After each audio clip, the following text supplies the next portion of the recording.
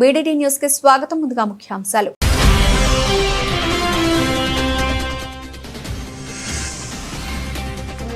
ఉచిత బస్సు ప్రయాణం తప్ప ఒక్క హామీ కూడా అమలు కాలేదు. కాంగ్రెస్ ప్రభుత్వంపై మండిపడ్డ BJP MP Etela Rajender.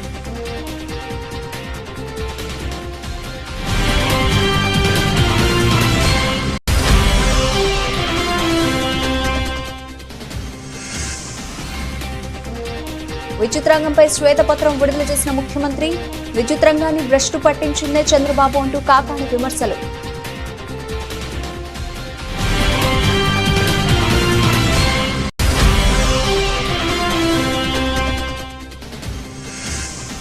గజ్వేల్లో BJP party శ్రేణులు ఏర్పాటు చేసిన కృతజ్ఞత సభ. ముఖ్య అతిథిగా పాల్గొన్న ఎంపీ రఘునందన్ రావు. బీఆర్ఎస్ కాంగ్రెస్ పార్టీలో విమర్శలు గుప్పించిన రఘునందన్ రావు.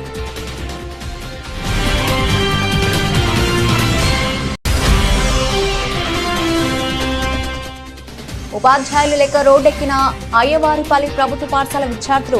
చిన్నంబావి మండలంలో చోటు చేసుకున్న ఘటన. తన పిల్లల భవిష్యత్తు దెబ్బతింటుందని తల్లిదండ్రుల ఆగ్రహం.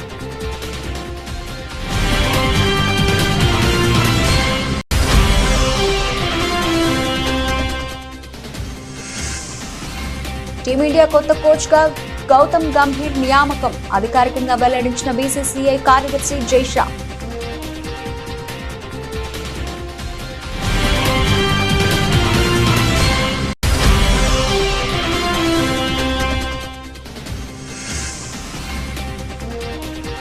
భారీ నష్టాల్లో స్టాక్ మార్కెట్లు. దిగువకు పయనిస్తున్న ఇండెక్స్ లోని అన్ని సూచీలు.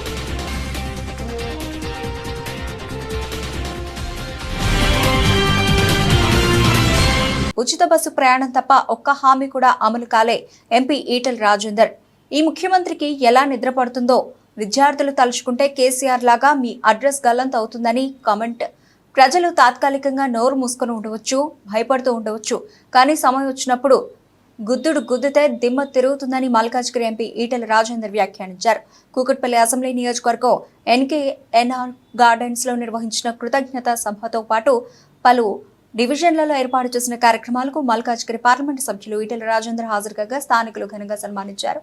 ఈ సందర్భంగా ఆయన మాట్లాడుతూ, ఎంపీగా నియోజకవర్గ పరిధి చాలా పెద్దది అయినా మీ అందరినీ కలిసే ప్రయత్నం చేస్తాను. ఏ నమ్మకంతో ఓట్లు వేశారో ఆ నమ్మకాన్ని ఒమ్ము కానివ్వను. నాకు ఓట్లు వేయించినందుకు మీ అందరి పేరు నిలబడతాను. చెడపకురా చెడేవు అంటారు. నన్ను చెరిపే ప్రయత్నం చేసి కేసీఆర్ కూడా చెడిపోయారు. మల్కాజ్గిరి పార్లమెంటు పరిధిలో చైతన్యవంతమైన ప్రజలు ఉంటారు. ప్రజాస్వామ్యానికి దెబ్బ తగులుతుందంటే సరైన నిర్ణయం తీసుకుంటారు.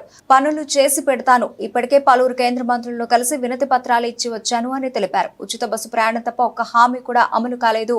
ఈ ముఖ్యమంత్రికి ఎలా నిద్రపడుతుందో పెనం మీద నుంచి పొయ్యిలో పడ్డట్టు ప్రజలు భావిస్తున్నారని అన్నారు. నిరుద్యోగ యువకులకైతే కేసీఆర్ ప్రభుత్వంలో నోటిఫికేషన్ రావు. నోటిఫికేషన్లు వచ్చినా ఎగ్జామ్ జరగవు. ఎగ్జామ్స్ జరిగినా ప్రతిభకు పట్టం కట్టరు. బ్రోకర్లకే నౌకర్లు వస్తాయని చెప్పి మాట్లాడిన వ్యక్తి రేవంత్ రెడ్డి గారు. ఆయన తెలంగాణ తెచ్చుకున్నది ఉద్యోగాల కోసమని చెప్పి మా ప్రభుత్వం అధికారం వచ్చిన వెంటనే 2 లక్షల ఉద్యోగాలు భర్తీ చేస్తామని చెప్పి మాట ఇచ్చిన రేవంత్ రెడ్డి గారు ఉద్యోగ క్యాలెండర్ లేదు. ఇవాళ టీచర్ల నోటిఫికేషన్ కావచ్చు, గ్రూప్ 2 నోటిఫికేషన్ కావచ్చు, ఇంకా ఇతరత్ర నోటిఫికేషన్ కావచ్చు, 500, 400, 11,000 తప్ప 2 లక్షల ఉద్యోగాల నోటిఫికేషన్ ఇవ్వలేదు. వాళ్ళు పాపం ఇవాళ మొత్తం అలజడి వ్యాపించింది తెలంగాణ వ్యాప్తంగా. చదువుకున్న యువత అంతా కూడా బగ్గుమంటుంది. ఇవాళ కన్నెర చేస్తుంది. ఈ ముఖ్యమంత్రి మీద యుద్ధం ప్రకటించింది. ఈ ప్రభుత్వం మీద అవిశ్వాసం ప్రకటించింది తెలంగాణ చదువుకున్న యువత. ఇవాళ చిన్న నౌకరి నుంచి మొదలుపెట్టి పెద్ద నౌకరి వరకు రాస్తున్నాడు. వాళ్ళు అడుగుతున్న మాట ఏంటంటే, అయ్యా ముఖ్యమంత్రి గారు, నీవిచ్చిన ఆ నోటిఫికేషన్లో ఉద్యోగాల కోసం ఎగ్జామ్ రాయాలంటే కనీసం ఒక ఎగ్జామ్కు ఇంకొక ఎగ్జామ్కు 4 రోజుల గ్యాప్ ఇవ్వండి, 2 నెలల గ్యాప్ ఇవ్వండి, మేము ప్రిపేర్ అయ్యి రాసుకుంటామంటే వాళ్ళని తీసుకుపోయి పోలీస్ స్టేషన్ పెడుతున్నారు. వాళ్ళని తీసుకుపోయి కాలేజీలలో నిర్బంధిస్తా ఉన్నారు. వాళ్ళ మీద అక్రమ కేసులు పెడుతున్నారు. వాళ్ళు కనుక కోపం వచ్చి బాధేసి దీక్ష చేస్తే తీసుకుపోయి దవాఖానలో పడేసి దిక్కు దివాణం లేకుండా ప్రాణం పోయేంత వరకు చూస్తున్నారు తప్ప కనికరం లేని పరిస్థితులు చూస్తా ఉన్నాం. ఏపీ సీఎం చంద్రబాబు నాయుడు విద్యుత్ రంగంపై శ్వేతపత్రం విడుదల చేయడం తెలిసిందే. దీనిపై మాజీ మంత్రి వైసీపీ నేత కాకాణి గోవర్ధన్ రెడ్డి ధ్వజమెత్తారు. చంద్రబాబు విడుదల చేసిన శ్వేతపత్రం నిండా అబద్దాలేనని అన్నారు. జగన్ను విమర్శించడానికి శ్వేతపత్రం తీసుకొచ్చినట్టుందని మండిపడ్డారు. ఎక్కడైనా శ్వేతపత్రం అంటే సంబంధిత రంగంలో ఉన్న స్థితిగతులను వివరిస్తారని, అందుకు భిన్నంగా చంద్రబాబు వైసీపీ ప్రభుత్వంపై విమర్శలు చేయడానికి ప్రాధాన్యత ఇచ్చారని కాకాణి పేర్కొన్నారు. అసలు విద్యుత్ రంగాన్ని భ్రష్టు పట్టించిందే చంద్రబాబు అని వ్యాఖ్యానించారు. చంద్రబాబు హయాంలో డిస్కంలు కుప్పకూలాయని తెలిపారు. రాష్ట్ర ప్రయోజనాలు పట్టించుకోకుండా విద్యుత్ ఒప్పందాలు చేసుకుంది ఎవరు? చంద్రబాబు కాదా అని ప్రశ్నించారు. సౌర విద్యుత్ ధరలు బాగా తగ్గిపోయిన స్థితిలో కూడా యూనిట్ కు ₹7 చెల్లించేలా ఒప్పందం చేసుకున్నారని ఆరోపించారు. ట్రూ యాప్ ఛార్జీలకు ఆద్యుడు చంద్రబాబునని విమర్శించారు. ట్రూ యాప్ ఛార్జీల గురించి మాట్లాడతా, ఇవన్నీ నాకు తెలియదు, ఇవన్నీ నేను చూడలేదని నంగనాచి మాటలు మాట్లాడాడు. పాపం ఆ టెర్మినాలజీ ఆయనకు అర్థం కాలేదంట, కొత్తగా ఉందంట టెర్మినాలజీ వినడానికి. ట్రూ యాప్ ఛార్జీలు అనేటువంటిది తమరే పాపం మర్చిపోయారా, లేకపోతే మతిమరుపుతో బాధపడతా ఈ విషయాన్ని కన్వీనియంట్గా పక్కన పెట్టారా?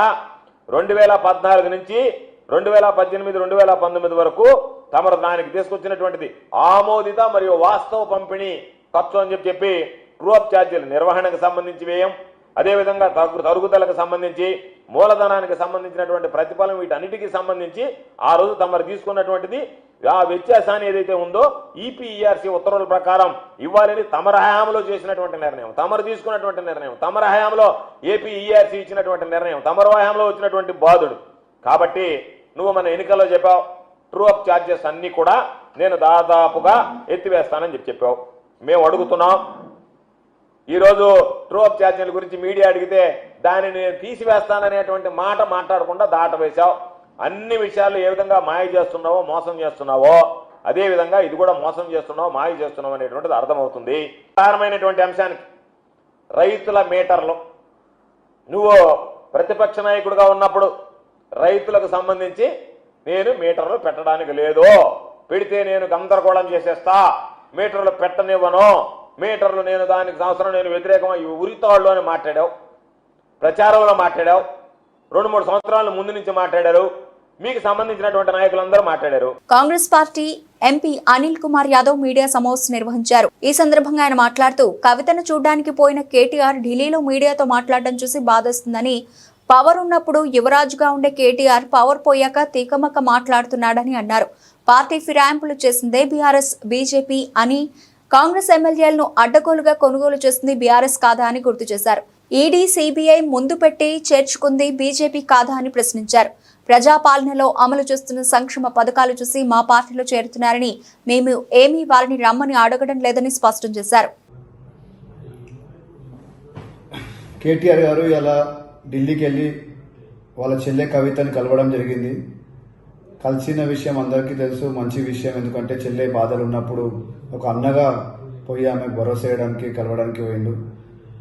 కానీ ప్రెస్ కాన్ఫరెన్స్ పెట్టి ఆయన ఉన్న బాధని మళ్ళీ బయట పెట్టిండు. ఎందుకంటే ఆయన పాపం ఎలాంటి పని లేకుండా గత 10 సంవత్సరాలు ఒక యువరాజుగా బతికి ఇలా కనీసం పలకరియడానికి ఎవరు లేకుండా బాధపడుతున్నట్టున్నాడు. ఆయన ఏం మాట్లాడో ఆయనకే తెలియదు. కేవలం కాంగ్రెస్ని విమర్శించాలి, ప్రస్తుతంలో ఉన్న మా కాంగ్రెస్ గవర్నమెంట్ని విమర్శించాలని ఒక ఉద్దేశంతో ప్రెస్ కాన్ఫరెన్స్ పెట్టినట్టున్నది. ఆయన ఏం మాట్లాడిన ఆయనకే అర్థమవుతుంది. ఎందుకంటే ఈరోజు ఆయన చెప్పిన విషయం ఏంటిదంటే, కాంగ్రెస్ పార్టీ ఎమ్మెల్యేలను తీసుకుంటుందని ఆయన మా పైన ఆరోపణలు చేస్తున్నారు. ఆయన గత చరిత్ర మర్చిపోతున్నట్టున్నాడు. గతంలో వాళ్ళే స్వయంగా కాంగ్రెస్లో గెలిచిన ఎమ్మెల్యేలు అందరినీ కూడా తీసుకోవడం జరిగింది. మేము కాంగ్రెస్లో ఈరోజు ఎవరు కూడా ఎమ్మెల్యేలను తీసుకున్నారు, వాళ్ళు స్వయంగా వాలంటరీగా వాళ్ళు వస్తున్నారు. ఎందుకంటే ఈరోజు కాంగ్రెస్ పార్టీ సంక్షేమ పథకాలు ప్రజలకు వెళ్తున్నాయి, ప్రజలందరూ ఆనందంగా ఉన్నారని, వాళ్ళందరూ కూడా కాంగ్రెస్ పార్టీ వైపు చూస్తున్నారనే ఉద్దేశంతో వాళ్ళ ఎమ్మెల్యేస్ స్వయంగా మా తానికి వచ్చి మా పార్టీలో జాయిన్ అవుతున్నారు. ఆయన మాట్లాడుతూ ఆయే రామ్ గయే రామ్ అంటున్నారు. ఈరోజు తెలంగాణ ప్రజలందరికీ తెలుసు ఆయే రామ్ గయే రామ్ ఎందుకు ఎవరంటే టీఆర్ఎస్ పార్టీ, కేటీఆర్ కుటుంబం. ఎందుకంటే వాళ్ళు వచ్చిర్రు, వాళ్ళు దోచినంత దోచుకున్నారు. ఇలా తెలంగాణ ప్రజలే వాళ్ళకు బుద్ధి చెప్పారు. మొన్న కూడా ఎలక్షన్స్లలో చూసినాం మనం, రాష్ట్ర ఒప్పందం ఏదైతే శ్రీకట్లో సంసారం చేస్తున్నారు బీజేపీ టీఆర్ఎస్ పార్టీ నాయకులు.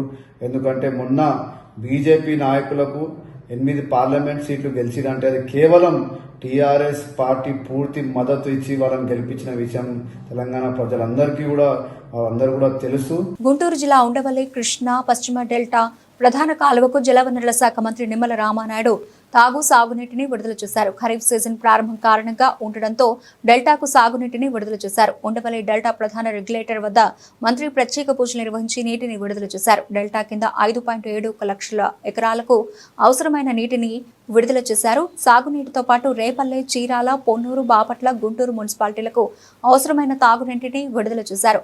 మంత్రితో పాటు జలవనరుల శాఖ గుంటూరు పర్యవేక్షక engineer Umamaheswararao, EE Mallikarjunarao, DE NKV Prasad పాల్గొన్నారు.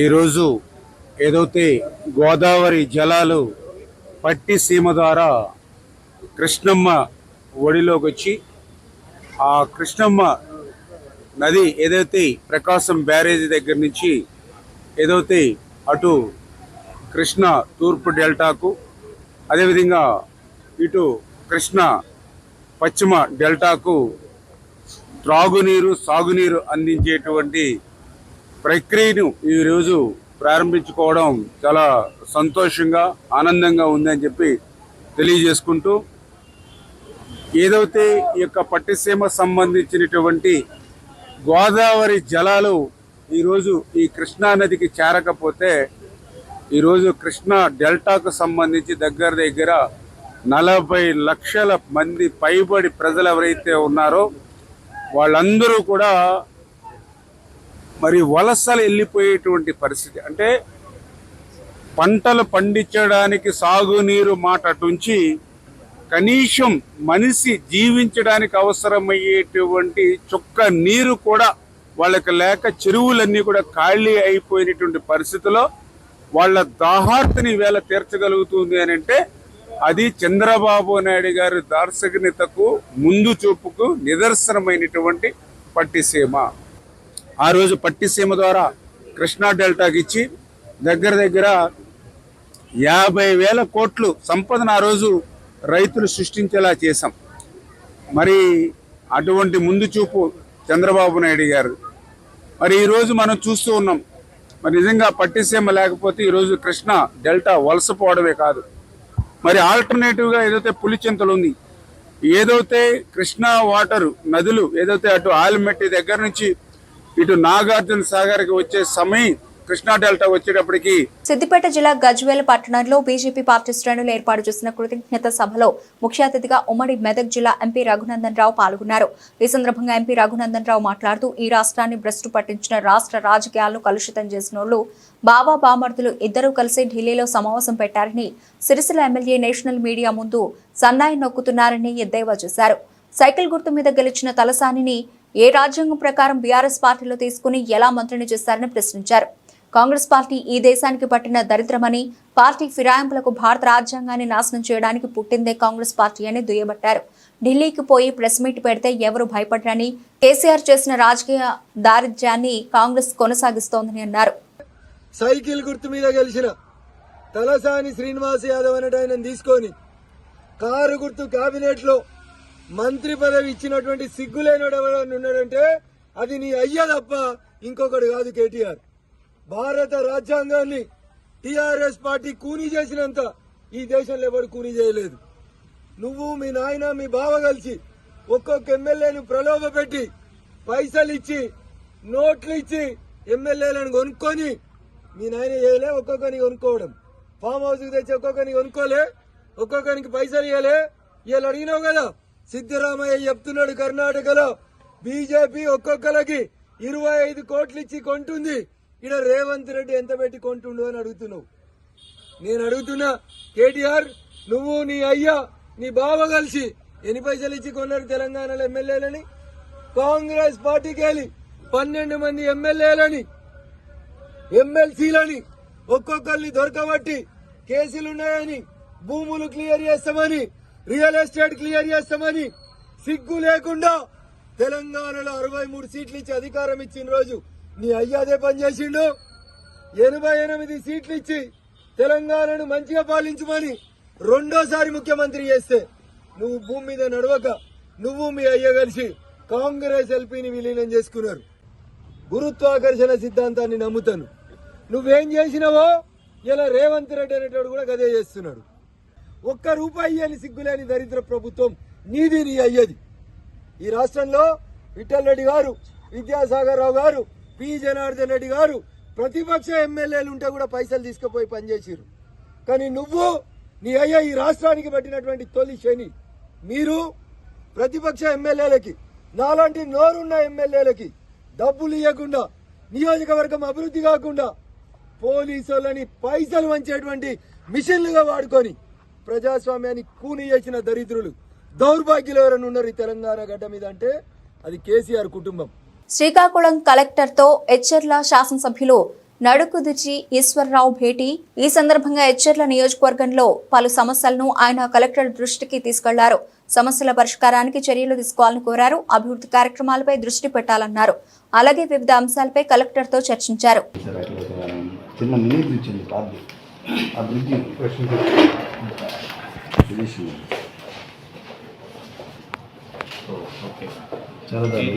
ఎవర్ బ్రిడ్జ్ ఇది పిఆర్ఆ లేకపోతే ఇరిగేషన్ సార్.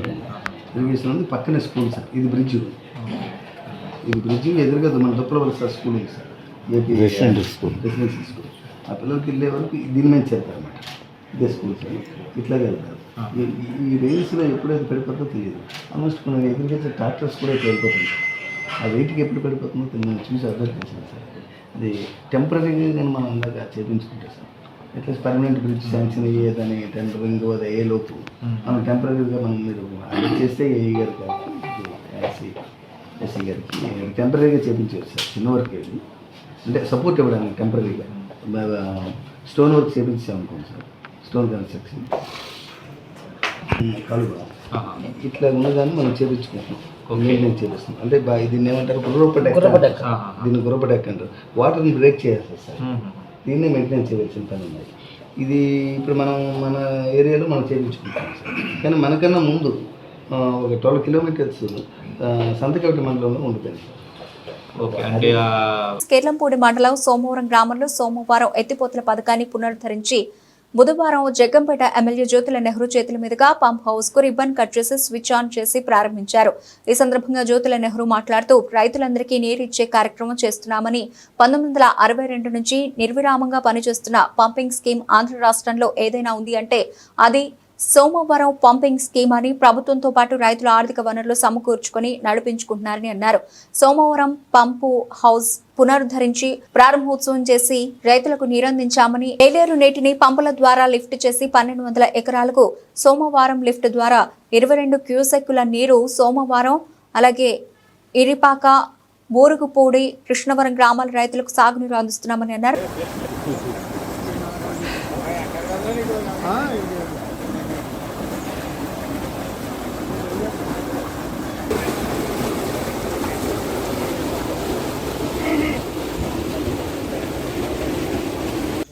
రైతులకు నీరిచ్చే కార్యక్రమంలో ఉన్నాం. అయితే ఇవన్నీ లిఫ్ట్ ఇరిగేషన్లు ఎప్పుడో 1962 నుంచి పనిచేస్తున్నటువంటి స్కీము ఏదైనా ఆంధ్ర రాష్ట్రంలో ఉంది అంటే ఆగకుండా సోమవారం లిఫ్ట్ ఇరిగేషన్ స్కీమ్ ఒకటి. అంటే దీనికి మెయిన్గా ప్రభుత్వం యొక్క ప్రోత్సాహం కాదు, ప్రభుత్వాలకంట రైతుల ప్రోత్సాహం. ఇవాళ ఇక్కడ రైతు ఎకరానికి 400 రూపాయలు వేసుకుని మెయింటెనెన్స్ అంతా కూడా వాళ్లే భరిస్తూ ఈ స్కీమ్ని నిర్వహణ చేస్తున్నటువంటి పరిస్థితి. రైతుల్లో ఐక్యత ఉంటే ఏదన్నా చేయొచ్చు అనడానికి ఇదే నిదర్శనం. చెరువులో అయాచితంగా వచ్చినటువంటి నీరునే సక్రమంగా పంచుకున్నటువంటి పరిస్థితి ఉంటుంది. అలాంటి చిన్న చిన్న ఇబ్బందులు వస్తున్నా సరే కానీ దీన్ని ఆర్థిక వనరు లేకపోయినా ఆర్థిక వనరును రైతులే సమకూర్చుకుని ఈ స్కీమ్ని దిగ్విజయంగా 2 పంటలు కూడా పండించుకుంటున్నటువంటి పరిస్థితి. ఇక్కడ ఏలేరు ఏదైతే శాండ్ తీసేయడం వల్ల ప్రతి సంవత్సరం అడుక్కుపోతున్నటువంటి పరిస్థితి ఉంది. ఈ పరిస్థితుల్లో కొద్దిగా నీరు కూడా మోటార్లకు అందనటువంటి పరిస్థితుల్లో వాటర్ వర్క్స్ సైనికపూరి డివిజన్ కార్యాలయంలో జనరల్ మేనేజర్ అశోక్ ని కలిసి drainage pipe lines, borewells, sealed ఎత్తివేత, అలాగే బిల్లుల మోత తదితర సమస్యలపైన చర్చించడం జరిగింది. ఈ సందర్భంగా మల్కాజ్గిరి వీలో ఉన్న సమస్యలపై యుద్ధ ప్రాతిపదికన చర్యలు చేపట్టాలని మల్కాజ్గిరి కార్పొరేటర్ శ్రవణ్ అన్నారు. స్పందించిన జనరల్ మేనేజర్ అశోక్ తప్పకుండా తొందరలోనే పనులు పూర్తి చేస్తామని హామీ ఇచ్చారు. లేకపోతే ఆయన అంతా ఫోన్ చేసి ఇట్లా వస్తలేదంటే పెద్ద మనిషి 80 ఏళ్ళు రాకపోతే నేను మళ్ళీ డబ్బులు ఇట్లా సపరేట్ రావట్లేదు చెప్తే పోయి మీరు అన్నది ఏంటంటే మీరు అన్నది నిజమే. ఎందుకంటే ఆ స్థలంలో జనరేట్ చేస్తారు, అది వాళ్ళకి తెలియట్లేదు. కొందరికి తెలుస్తుంది, కొందరు తెలియట్లేదు. ఇక తెలియని తెలియజెప్పాలంటే మరి వాళ్ళు మెసేజ్ పెట్టాలి. చాలా ప్రాబ్లం అవుతుంది. ఇంకోటి కమర్షియల్ బిల్డింగ్ చేస్తున్నారు సార్ ఈ మధ్య. ఇదేంటో నాకు అర్థం మెయిన్ రోడ్ వస్తున్నారు. ఇప్పుడు ఒక సెకండ్ కనిపించింది మొన్న February 24 లో కన్వర్ట్ చేశారు కమర్షియల్ లో. కన్వర్ట్ చేసిన తర్వాత మొన్న జూలైలో బిల్ ఇస్తే మొత్తం September 22 నుంచి ఇప్పటిదాకా పడింది. అది వెల్కమ్ సార్ తో మాట్లాడాను నేను ఆల్రెడీ. సార్ తో మాట్లాడితే మీరు ఒక లెటర్ రాసి పంపించండి, హెడ్ హౌస్ మార్చాలి అంటే ఫస్ట్ ఆఫ్ ఆల్ అదొకటి. సెకండ్ థింగ్ ఏంటంటే వాళ్ళ ఇంట్లో ఉన్నది ఒకటే సెటర్. ఇప్పుడు 50 స్క్వేర్ మీటర్స్ అంటే అట్లీస్ట్ 10 into 5 మీటర్స్ మీటర్స్ లో కదా. కానీ ఇక్కడ వాళ్ళు ఒకసారి మాట్లాడారు ఒక్క ఇష్యూ ఈ రోజు ఎక్స్పెక్ట్ చేసి చెప్తున్నారు మీరు. అరే ఎక్కడ పోతా నీళ్ళు ఇప్పుడు నేను అనేది అదే. ఇప్పుడు ప్రతిసారి ఇప్పుడు సభ్యులు కూడా వచ్చేది ప్రాబ్లం ఏంటి. మండల కేంద్రంలోని అయ్యవారిపల్లి గ్రామం ప్రభుత్వ పాఠశాల యందు సరిపడా టీచర్స్ లేక విద్యార్థులు వారి తల్లిదండ్రులు రోడ్డెక్కిన ఘటన చిన్నంబావి మండలంలో చోటు చేసుకుంది. అయ్యవారిపల్లి ఉన్నత పాఠశాలలో 69 మంది విద్యార్థులు ఉండగా కేవలం ప్రధానోపాధ్యాయులు, వ్యాయామ టీచర్ ఉన్నారు. 6 సబ్జెక్టులకు టీచర్స్ లేక తన పిల్లల భవిష్యత్తు దెబ్బతింటుందని విద్యార్థుల తల్లిదండ్రులు ఆగ్రహం వ్యక్తం చేశారు. గత సంవత్సరం కూడా హిందీ, ఇంగ్లీష్, సోషల్ టీచర్స్ లేక ఊరి సహకారంతో విద్యా వాలంటీర్స్ ని తీసుకుని గత సంవత్సర కాలాన్ని పూర్తి చేశారు. ఈ విద్యా సంవత్సరం విద్యార్థుల సంఖ్య బట్టి కనీసం 6 టీచర్లు అవసరం పడుతుంది. గతంలో తల్లిదండ్రులు టీచర్ల కొరత గురించి విద్యాశాఖ అధికారుల దృష్టికి తీసుకెళ్లినా ఫలితం లేకుండా పోయింది. దీంతో అయ్యవారిపల్లి ఉన్నత పాఠశాల విద్యార్థులు తరగతులు బహిష్కరించి తల్లిదండ్రులతో గ్రామస్తులు కలిసి రోడ్డెక్కి ధర్నా చేశారు. టీచర్లను వెంటనే భర్తీ చేయాలంటూ నినాదాలు చేశారు.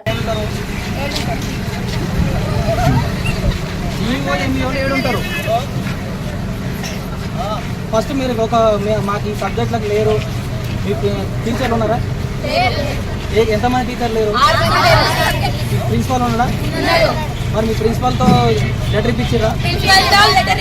ఏడు మీ ప్రిన్సిపల్ ఎవరు? ఇప్పుడు మీరు ఎంఈఓకు లెటర్ ఇవ్వాలి. లెటర్ ఇచ్చినాం. ఇది ఏడు ఉంది మీ లెటర్ ఇచ్చినట్టు. మా ప్రిన్సిపల్ సార్ లెటర్ ఇచ్చింది ఫస్ట్. పెద్దపూడి మండలం పెద్దాడ గ్రామంలో స్థానిక ఎస్సీ ఏరియా నందు ఆదివారం రాత్రి గ్యాస్ సిలిండర్ పేలి దగ్ధమైన పార్వతికి చెందిన ఇంటిని పరిశీలించి అనపర్తి నియోజకవర్గం మాజీ శాసనసభ్యులు డాక్టర్ సతీ సూర్యనారాయణ రెడ్డి బాధితులకు ఆర్థిక సహాయాన్ని అందించారు. ఈ సందర్భంగా మాజీ శాసనసభ్యులు డాక్టర్ సూర్యనారాయణ రెడ్డి మాట్లాడుతూ గ్యాస్ సిలిండర్ పేలడం కారణంగా ఇల్లు పూర్తిగా కాలిపోయిందని, ప్రభుత్వ అధికారులు ఈ కుటుంబాన్ని ఆదుకోవాలని, గ్యాస్ సిలిండర్ ప్రమాదం సంభవించినప్పుడు నిబంధనలను అనుసరించి గ్యాస్ కంపెనీలు నష్టపరిహారం చెల్లిస్తాయని, అధికారులు ఇందుకు సంబంధించి చర్యలు తీసుకోవాలని అన్నారు. అనపర్తి నియోజకవర్గం పెదపూడి మండలం పెద్దాడ గ్రామంలో ఎల్చూరి అర్జున్ గారి నివాసంలో మరి ఈ గ్యాస్ సిలిండర్ పేలి మరి ఇంటికి తీవ్రమైన నష్టం మరి చేకూరడం జరిగింది. వారిని ప్రభుత్వం ఆదుకోవాలని మరి డిమాండ్ చేస్తూ, అదేవిధంగా ఆ గ్యాస్ కంపెనీ ప్రతినిధులతో కూడా మాట్లాడడం జరుగుతుంది. కంపెనీ నుంచి వీరికి ఏమైతే మరి లబ్ధి ఉంటుందో అవన్నీ కూడా వీళ్ళకి వచ్చేలాగా చూడమని కూడా కంపెనీ వారిని కూడా కోరడం జరుగుతుంది. ఏది ఏమైనా అతి పేదవారైన వీరి కుటుంబానికి ఇది చాలా తీవ్రమైన నష్టం. దీనికి సంబంధించి మరి పెద్దాడ గ్రామానికి సంబంధించిన వైఎస్ఆర్ కాంగ్రెస్ పార్టీ కార్యకర్తలు, నాయకులు సమకూర్చిన బియ్యం, అదేవిధంగా నగదు సహాయం కూడా వారికి నా చేతుల మీదుగా అందజేయండి. దీనికి సహకరించిన పెద్దాడ గ్రామ సర్పంచ్ గారికి, గ్రామ పెద్దలు రామకృష్ణ గారికి, మిగతా నాయకులకి కూడా ధన్యవాదాలు తెలియజేస్తాను. టీమిండియా హెడ్ కోచ్ గా మాజీ ఆటగాడు గౌతమ్ గంభీర్ ను నియమించారు. ఈ మేరకు బీసీసీఐ కార్యదర్శి జైషా సోషల్ మీడియా ద్వారా వెల్లడించారు. భారత క్రికెట్ జట్టు నూతన హెడ్ కోచ్ గా గౌతమ్ గంభీర్ కు స్వాగతం పలుకుతున్నామని జైషా తెలిపారు. గంభీర్ టీమిండియా కోచింగ్ పగ్గాలు అందుకోవడం ఎంతో సంతోషం కలిగిస్తోందని పేర్కొన్నారు. ఆధునిక తరం క్రికెట్ ఎంతో వేగంగా పరిణామం చెందుతోందని, ఇప్పటి క్రికెట్ తీరుతెన్నుల పట్ల గంభీర్ కు నిశిత పరిజ్ఞానం ఉందని అభిప్రాయపడ్డారు. తన కెరీర్ లో గంభీర్ అనేక పాత్రలను సమర్థంగా నిర్వర్తించాడని, ఇప్పుడు భారత క్రికెట్ ను ముందుకు నడిపించడానికి గంభీర్ తనకి తగిన వ్యక్తి అని బలంగా నమ్ముతున్నానని జైషా వివరించారు. టీమిండియా పట్ల దార్శనికత, అపారమైన అనుభవం దృష్టిలో ఉంచుకొని చూస్తే ఎంతో ఉద్విగ్నభరితమైన ఈ కోచింగ్ పదవిని చేపట్టడానికి అన్ని అర్హతలు ఉన్నవాడు గంభీరే అని అర్థమవుతుందని తెలిపారు. ఈ కొత్త ప్రస్థానం ప్రారంభిస్తున్న గంభీర్ కు బీసీసీఐ సంపూర్ణ మద్దతు ఇస్తుందని జైషా వెల్లడించారు. దేశీయ స్టాక్ మార్కెట్లు బుధవారం భారీ నష్టాలతో ప్రారంభమయ్యాయి. ఈ క్రమంలో ఇండెక్స్ లోని అన్ని సూచీలు దిగువకు పయనిస్తున్నాయి. ఈ నేపథ్యంలో ఉదయం 10:15 నాటికి సెన్సెక్స్ 371 పాయింట్ల నష్టపోయి 79,989 పరిధిలో ఉండగా, నిఫ్టీ 102 పాయింట్లు తగ్గి 24,330 స్థాయి వద్ద ఉంది.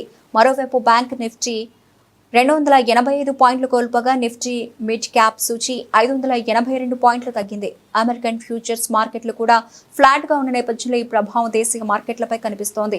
ఈ క్రమంలో ప్రస్తుతం M&M, HCL Tech, SBI, Shriram finance, coal India stocks top 5 నష్టాల్లో ఉండగా, Maruti Suzuki, Eicher motors, Britannia, NTPC, Divi's labs వంటి సంస్థల స్టాక్స్ టాప్ 5 లాభాల్లో ఉన్నాయి. జూలై 9న విదేశీ సంస్థాగత ఇన్వెస్టర్లు 314.46 కోట్ల రూపాయల విలువైన షేర్లను కొనుగోలు చేయగా, దేశీయ సంస్థాగత ఇన్వెస్టర్లు 1,416.46 కోట్ల రూపాయల విలువైన షేర్లను కొనుగోలు చేశారు. బులెటిన్ ముగించే ముందు హెడ్లైన్స్ మరోసారి.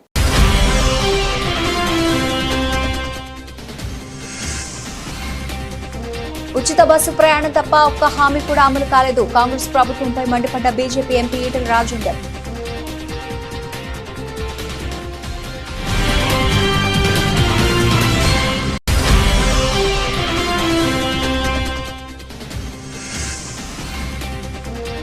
విద్యుత్ రంగంపై శ్వేతపత్రం విడుదల చేసిన ముఖ్యమంత్రి, విద్యుత్ రంగాన్ని భ్రష్టు పట్టించిందే చంద్రబాబు అంటూ కాకాని విమర్శలు.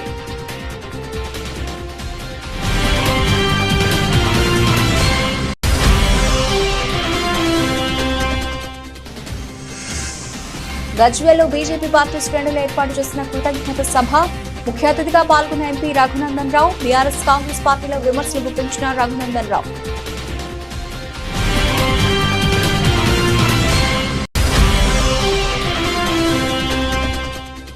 ఉపాధ్యాయులు లేక రోడ్డెక్కిన అయ్యవారిపల్లి ప్రభుత్వ పాఠశాల విద్యార్థులు. చిన్నంబావి మండలంలో చోటు చేసుకున్న ఘటన, తన పిల్లల భవిష్యత్తు దెబ్బతింటుందని తల్లిదండ్రుల ఆగ్రహం.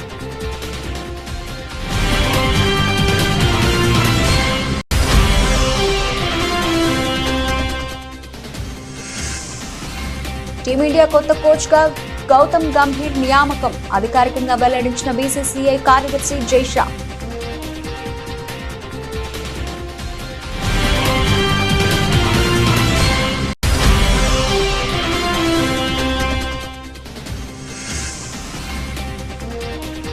భారీ నష్టాల్లో స్టాక్ మార్కెట్లు, దిగువకు పయనిస్తున్న ఇండెక్స్ లోని అన్ని సూచీలు.